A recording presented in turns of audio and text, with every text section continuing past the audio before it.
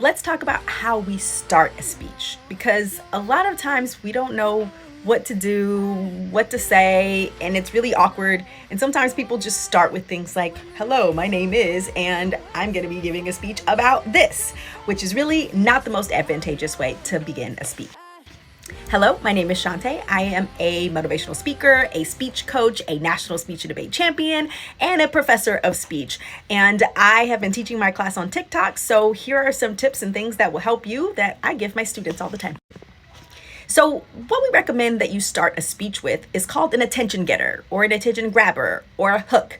Depends on who you talk to about that, what they want to call it. Any of those are great.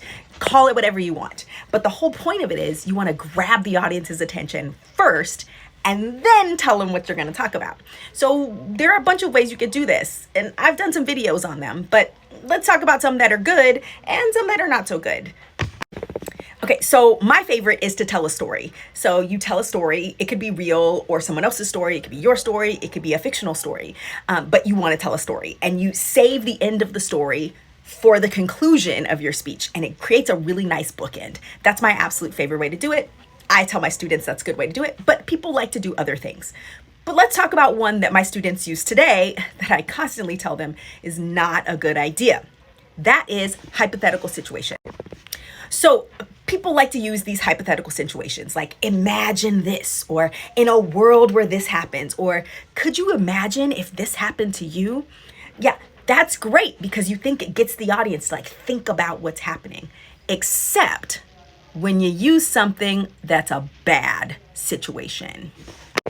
And look, there's a lot of bad things happening in the world. And when we talk about persuasive speeches and how you want to persuade an audience, there's definitely an emotional appeal there that makes it much more successful.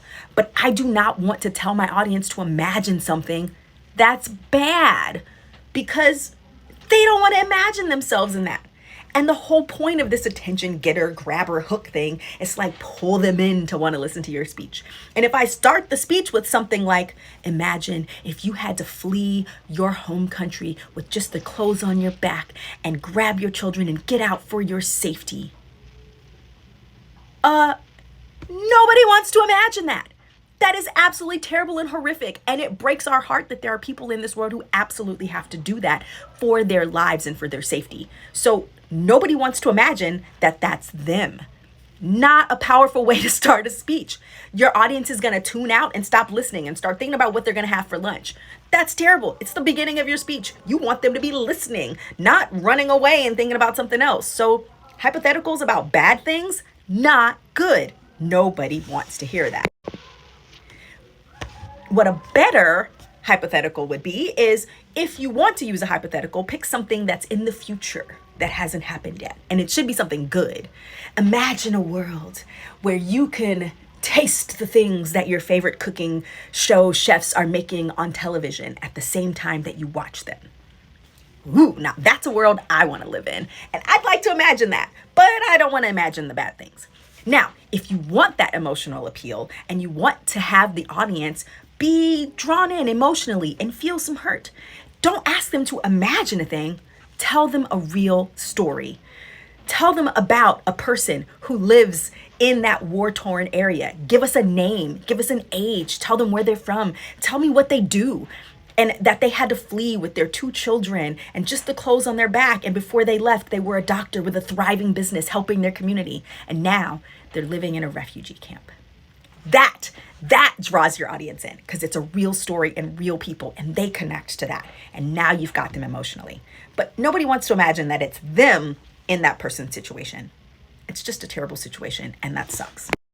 So when you're trying to begin your speech, start with something that grabs their attention, hooks them in, gets an attention getter, whatever you want to call them. It's a really great way to do that. And after you start that and use your attention getter, then you tell them your name and what your speech is about. And that's the way to grab their attention. It's a good way to start a speech. If you like this tip, please like, subscribe, follow for me for more information and tips, and I'll be happy to help you become a better public speaker.